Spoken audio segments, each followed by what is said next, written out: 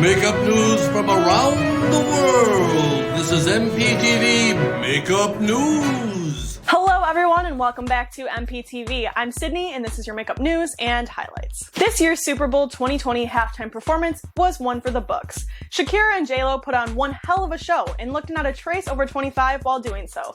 Either these women are taking a magic youth pill or they have an iconic glam squad, which seems to be true for Jennifer Lopez. The performance lasted about 10 minutes, but the full day of glam prep leading to the big show lasted about 10 hours.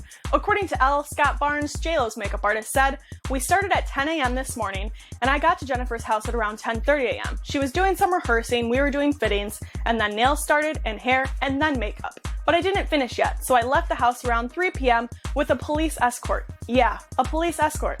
I started makeup again around 4:30 p.m. and did not end that until 5:30 p.m. We did a quick little run through and then we finished up and we were on stage. It was crazy.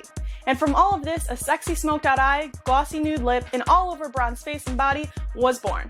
The touch-ups lasted seconds until Lopez was on stage for the highlight performance of her career. Barnes explained what the last-minute touch-ups included. He said, "Make sure I get powder, make sure I have lip gloss, make sure I have bronzer. At this point, I was using a ton of products. My palette, my new lip glosses that are coming out, Marc Jacobs bronzer, and Marc Jacobs eyeliner to be exact. That's what we did the smoky eye with, and it was so great and amazing. It was so soft and worked so well."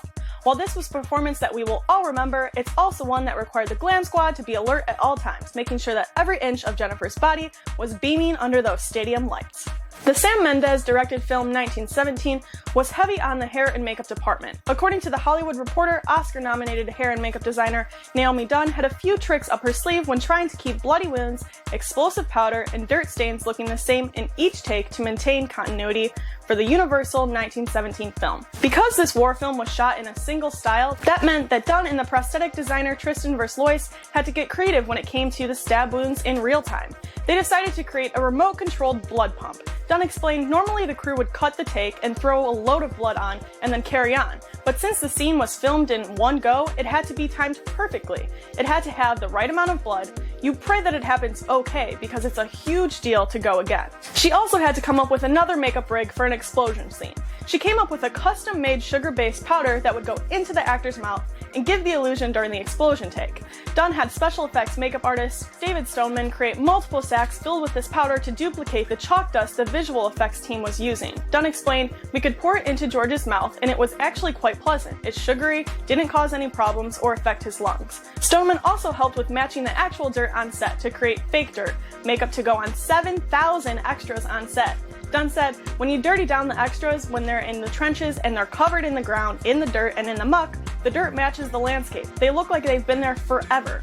With makeup application also comes removal, which required 17,000 biodegradable towels to clean off all of the extras' dirtiness.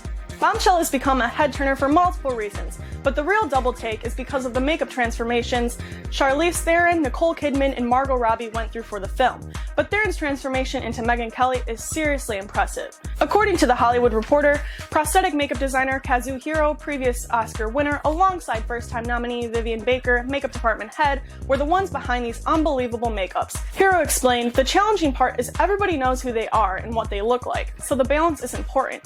If we do too much, it will look like Saturday Night Live. They have to be believable, subtle, and nothing stand out." Theron's look started with taking her life cast and then studying the similarities and differences between the two. In the end, Theron ended up wearing a nose plug, nose tip, eyelids, a chin, and jaw pieces.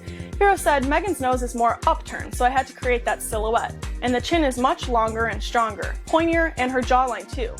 Charlize had a round, softer look, so I had to emphasize that shape on the chin and the jawline and the eyelids. Megyn has a really heavy eyelid." And after these prosthetic pieces were added, next up came the beauty makeup that goes on top, which Baker is in charge of. She said, "It's a bit more challenging than just putting makeup on. Prosthetics have a certain way they like makeup to be, and beauty makeup, real flawless looking makeup, isn't one of them." Trying to mimic all the different ways that Megyn did her eyes didn't necessarily help Charlize look like Megyn. We had to find the best way of structuring the makeup itself. You're creating a likeness as opposed to a replica. This makeup transformation took about 3 hours in the makeup chair every day to turn Theron into Kelly.